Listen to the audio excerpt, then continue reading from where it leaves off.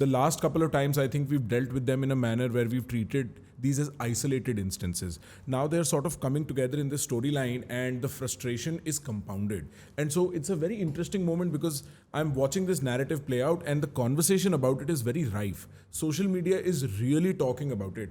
I think I have never seen a bigger dumpster fire than Twitter as of today. It's constant disinformation from all sides and gali, galoj, dunia bhar ka wo ho raha hai. And I think nuance gets missed out in this, which is that we were on a very solid track to progress. The way the world was shaping up was also looking like opportunities were going to open up for India, which would have otherwise taken a longer while to sort of happen. It doesn't seem an act of coincidence that JD Vance is in India when this is happening. And, it did not sound like it was just purely coincidental. And what I'm trying to get at is that there is a second order and third order consequence we have to consider getting into this. I don't know how we can respond tactically and not risk all out retaliation from them back. I would look at it this way. There is a tactical way to deal with what has happened in Pahalgam. That, okay, you respond, you carry out some strike and something will happen. And of course, like any chess player, you cannot say the chess player will move only with one movement of the tic-tac-toe. You will do this, they will retaliate. Will you have the capability to re-retaliate? Will you be willing to escalate it? Are you willing to escalate a fight with a nation which has far, far less to lose than you do? Very good question. Secondly, are you fighting a nation or are you fighting a clique within a nation? Right. Now, sake of argument is you could get down into this beautiful studio down below and have an argument with the cab driver. And that argument could become really vicious. Who has more to lose in that argument? Me. You are coming here for a shoot, you have a certain persona, you don't want to be seen shouting and doing gali-galoch, you have more reputational loss if someone takes a video of you interacting with that driver. You have far more to lose. The driver doesn't have much to lose. That doesn't make the driver more powerful.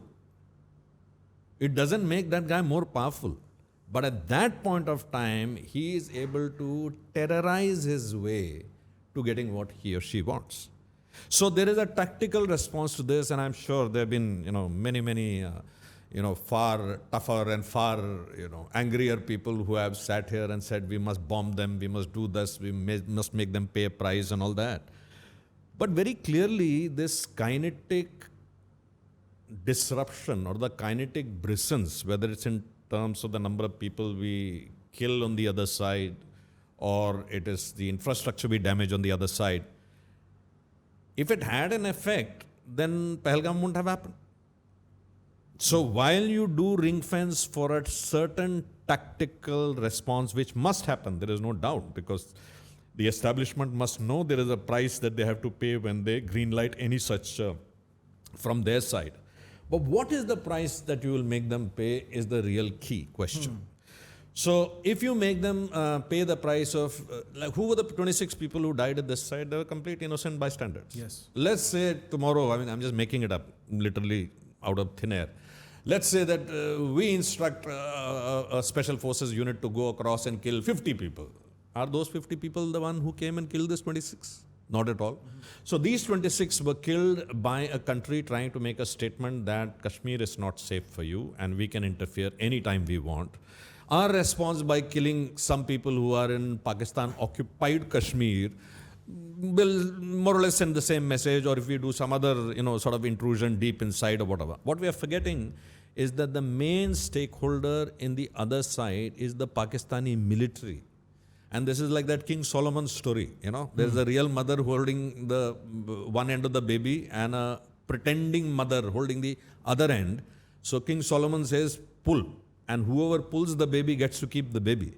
So guess who is the mother who lets go? It's the real mother who lets go. So a political establishment which is more concerned about its nation's citizens' development will let go of the war option. What is war at the end of the day? War is pursuance of your political objective by other means than diplomacy.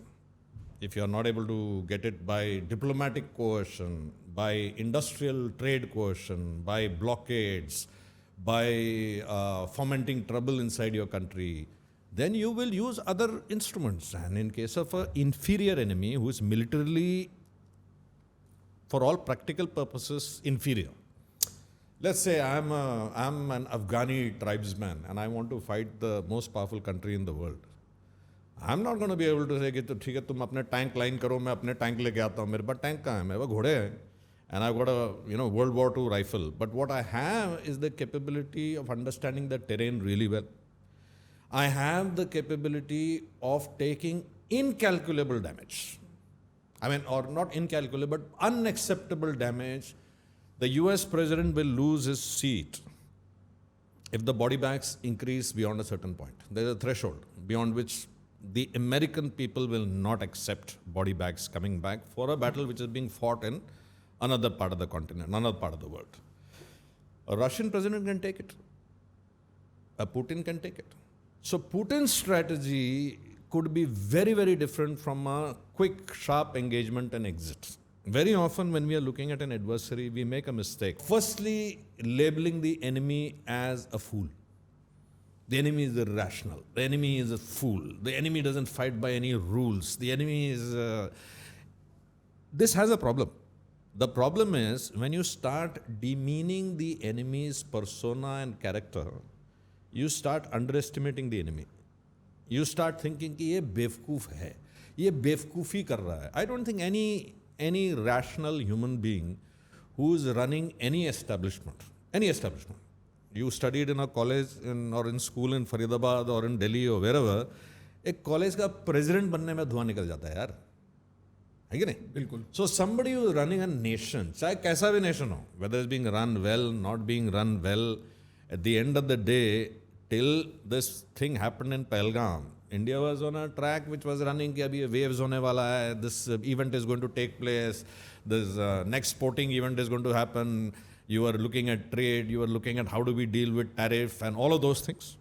And yet a country which is 1/6, 1/10 our economy has taken the mind share. All the mind share now, you are sitting discussing, there's manas, the cabinet committee is precious time, the focus which should be going on developmental activities that are happening, which should be on building of roads, building of hospitals, building of schools, building of infrastructure, all of that has now gone.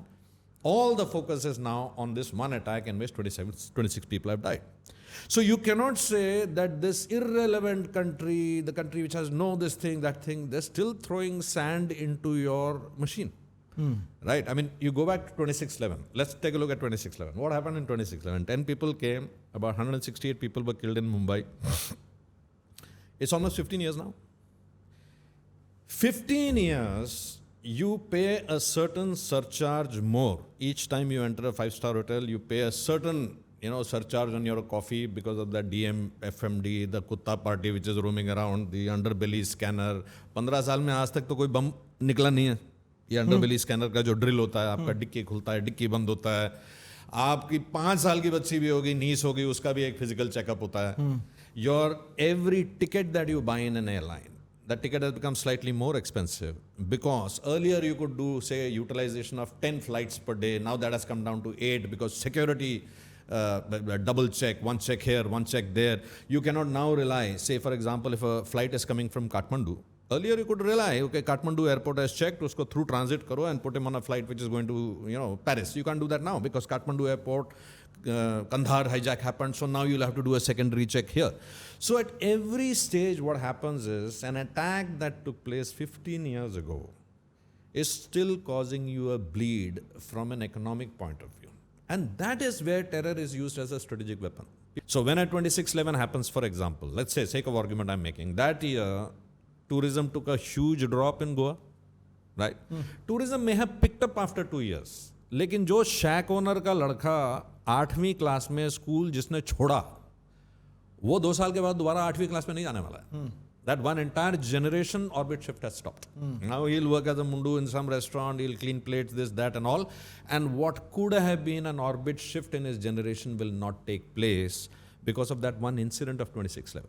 So the first realization as students of strategy, we must know that terrorism is a very potent return of investment tool for any entity that practices it, because you can punch disproportionately beyond your weight.